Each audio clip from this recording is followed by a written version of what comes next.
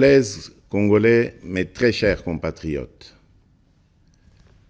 le 30 juin, nous célébrons bien plus qu'un simple anniversaire. Nous célébrons l'âme de notre nation, sa force et sa résilience. C'est une célébration de notre liberté chèrement acquise par le courage et les sacrifices consentis par les pères de notre indépendance qui ont combattu sans relâche les affres du colonialisme pour que nous puissions jouir de notre liberté et de notre souveraineté.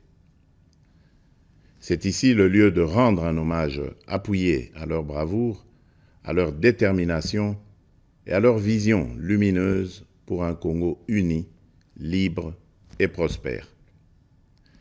Aujourd'hui, nous sommes 64 ans plus âgés, 64 ans plus forts, 64 fois plus déterminés à poursuivre l'œuvre de nos pères fondateurs.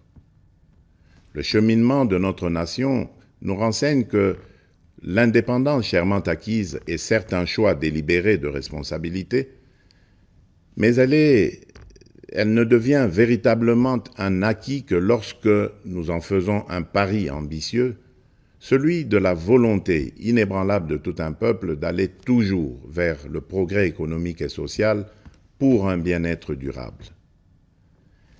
Elle est un combat continu qui exige notre unité, notre solidarité et notre engagement pour un avenir meilleur pour tous. Mes très chers compatriotes, cette commémoration est marquée cette année par l'installation effective des institutions de la République et des animateurs issus du 4e cycle électoral qui a connu pour la première fois la participation d'une partie de nos compatriotes vivant à l'étranger. Ce processus est appelé à s'étendre à l'ensemble de la diaspora congolaise à travers le monde. Je me réjouis de célébrer notre marche collective vers la consolidation de la démocratie et la promotion de l'état de droit dans notre nation. Il est crucial que nous reconnaissions l'importance de ces valeurs fondamentales pour assurer une société juste, équitable et prospère pour tous. Mes très chers compatriotes, le défi sécuritaire auquel nous sommes injustement confrontés est complexe et exige une réponse collective, courageuse et déterminée de notre part. En cette journée sacrée de notre indépendance, je ne peux passer sous silence la grave situation sécuritaire qui secoue notre pays. Ce qui se passe à Kanyabayonga, à Kaini, au village du sud de Lubero ainsi que dans les territoires de Rutshuru, de Nyiragongo et du Masisi, constitue une agression flagrante contre notre souveraineté nationale et la paix de notre peuple. En ma qualité de président de la République et commandant suprême des forces armées et de la police nationale, je tiens à vous assurer de ma détermination inébranlable à défendre l'ensemble de notre territoire et à rétablir la paix. Nos vaillants soldats sont en première ligne et ensemble, nous triompherons de cette agression injustifiée. À nos frères et sœurs de Kanyabayonga et des régions avoisinantes, je veux exprimer ma profonde solidarité et ma compassion face aux souffrances que vous endurez. Votre courage et votre résilience sont une source d'inspiration pour la nation tout entière. Soyez assurés que je mets tout en œuvre pour rétablir la sécurité et protéger nos concitoyens. Je viens de tenir un Conseil supérieur de la défense élargi et des instructions claires et fermes ont été données pour la sauvegarde de l'intégrité territoriale de notre pays. Ensemble, unis et déterminés, nous surmonterons ces épreuves et nous restaurerons la paix et la sécurité dans notre chère patrie. Mes très chers compatriotes, les forces extérieures hostiles qui agressent injustement notre pays évoquent le prétexte farfelu des supposées exactions commises contre les communautés rwandophones établies chez nous. Les justifications brandies par les auteurs connus de cette agression sont manifestement dénuées de tout fondement. Je tiens à rappeler fermement que la République démocratique du Congo, fidèle à son hospitalité légendaire, respectueuse des principes humanitaires et de ses obligations internationales, a toujours, depuis son accession à l'indépendance, accueilli par vagues de réfugiés venant des pays voisins. À titre d'exemple, la République démocratique du Congo a offert son hospitalité notamment aux communautés angolaises, burundaises et centrafricaines en raison de nombreux et violents conflits qui avaient secoué leur pays en son temps. Ces dernières ont toujours vécu en harmonie avec les 450 communautés autochtones et locales. La question des réfugiés est une préoccupation majeure pour notre gouvernement et nous la traitons avec sérieux, méticulosité et compassion.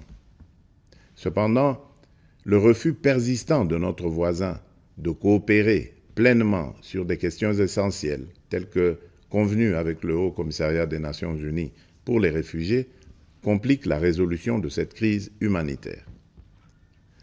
Prenant donc la mesure de l'héritage de notre indépendance, nous augmentons sensiblement les moyens de défense et de sécurité pour protéger avec plus d'efficacité nos frontières et nos populations.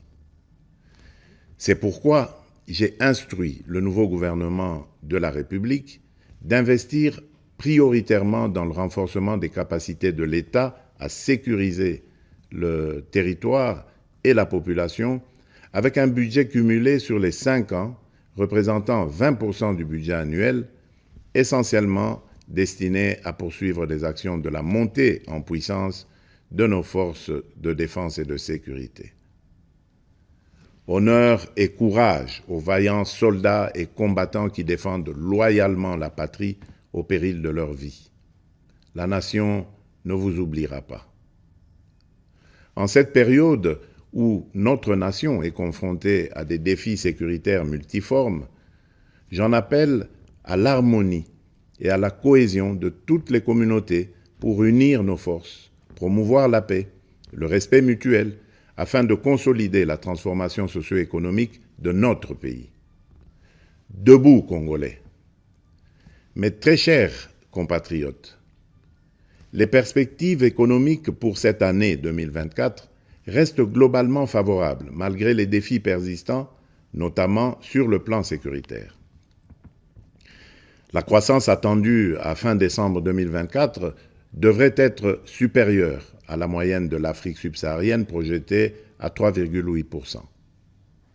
Certes, l'inflation et la dépréciation du franc congolais face aux devises étrangères pèsent sur les prix intérieurs. Mais, soutenus par des réformes économiques et des investissements massifs dans les infrastructures, les services et le secteur minier, les perspectives de croissance de la République démocratique du Congo pour 2024 restent optimistes. À partir de ces perspectives, je suis convaincu que la République démocratique du Congo est résolument engagée dans la trajectoire des pays à revenus intermédiaires grâce à la transformation de l'agriculture et de l'industrie. C'est pourquoi nous devons poursuivre les réformes, projets et actions initiées sous mon premier quinquennat qui ont produit des résultats positifs sur les structures de l'État et de la société. Il s'agit, entre autres, de la restauration de la fonction de contrôle financier et d'audit des comptes publics pour améliorer la gouvernance, la consolidation de nos réserves de change évaluées actuellement à 5 milliards de dollars américains, la gratuité de l'enseignement de base, les différents paliers de la couverture santé universelle ainsi que le programme de développement local des 145 territoires. Ces acquis seront capitalisés par les réformes initiées pour assurer une transition vers une économie plus diversifiée grâce principalement à la transformation agricole et au développement des infrastructures dans le secteur des routes, des chemins de fer, du numérique et de l'énergie. Dans ce sens, j'ai instruit le gouvernement d'accélérer dès cette année 2024 le déclenchement de la deuxième phase de ce vaste programme minerai contre infrastructure qui va contribuer à la promotion du marché intérieur et à la création d'emplois. Pour illustration, ce programme d'infrastructure permettra de relier le sud et le nord du pays. Cela va non seulement consolider notre réseau national de transport multimodal, mais aussi améliorer sensiblement la qualité de la communication à l'intérieur du pays. De même, dans le cadre de l'amélioration de la mobilité dans les grandes villes du pays, je viens de lancer les travaux de construction de la route de contournement de la capitale Kinshasa, partant de la cité de Mboudi et débouchant sur la route nationale numéro 1 par Badara, non loin de l'aéroport international de Njili. Mais au-delà de ces efforts encourageants, je suis conscient des difficultés sociales que rencontre la majorité des Congolais au quotidien. En ma qualité de garant de la nation, je peux vous rassurer que cette situation me tient à cœur et que rien n'arrêtera ma détermination à y apporter des solutions idoines et urgentes. Aussi, ai-je instruit le gouvernement à prendre des mesures nécessaires pour alléger le coût du panier de la ménagère et améliorer le pouvoir d'achat de la population. Mes très chers compatriotes, la véritable indépendance et la liberté découlent inévitablement du développement, fruit d'un dévouement et d'une prise de conscience profonde de nos responsabilités. Ainsi, en célébrant notre fête nationale, nous sommes tous interpellés à embrasser pleinement la maturité de notre nation et à assumer pleinement les devoirs qui en découlent. En tant que citoyennes et citoyens congolais, où que nous soyons, il est impératif de nous engager résolument pour promouvoir les valeurs de solidarité, de justice et de travail. C'est en nous appropriant véritablement de ces idéaux que nous prendrons pour de bon le plus bel élan, comme nous y invite notre hymne national, et ce, en vue d'ouvrir la voie à un avenir radieux pour notre pays, lui permettant ainsi de prendre sa place légitime parmi les nations influentes du monde.